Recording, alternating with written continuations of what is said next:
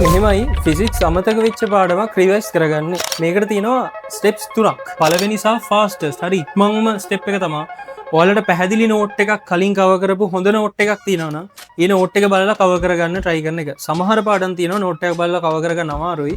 හැබැයි බහුතරයක් කියව නෝට් එකක් බලලා කවර් කරගන්න පුළුවන්. ඔයාලට හොඳ නෝට් එකක් තියෙනවා නම් මුලින්ම මේක try කරලා බලන්න. මොකද මේක තමයි ඔයාලට වේගෙන්ම කරන්න පුළුවන් වැඩේ.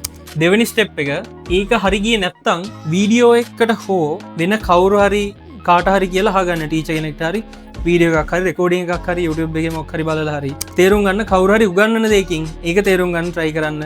ඒක තමයි second method එක. හැබැයි පළවෙනි එකට වඩා මේකට ටිකක් වැඩියෙන් වෙලා යයි. ඒකයි මම කිව්වේ මේක මුලින්ම කරලා try කරලා බලන්න කියලා.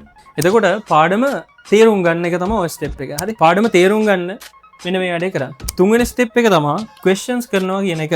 questions කියද්දි mainly past paper questions එහෙම නැත්තම් ඔයාලට ඕනේ නම් වෙන model questions හරි මොනවා හරි විශේෂයෙන් past paper questions කරලා බලන්න.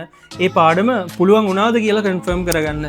මේක ගොඩක් අය miss කරන step එකක්. හැබැයි questions කරනවා කියන එක අපි අනිවාර්යෙන් කරන්න ඕනේ. අපි දන්නේ නැහැ අපිට theory clear කියලා අපි හිතන් හිටියට අපි ඒක ප්‍රශ්නයකට apply කරන්න ඕනේ කොහොමද කියන එක ගැන අපිට confirm කරගන්න එපා. අපිට ප්‍රශ්නයකට ඒක apply කරන්න පුළුවන් කියලා අපිට confidence එක දෙනවා මෙන්න මේ questions කරන එකෙන්. ඒක නිසා physics පාඩමක් revise කරගන්න මෙන්න මේ steps තුනේ යන්න. note එක හරි ගියේ නැත්තම් video එකකට යන්න.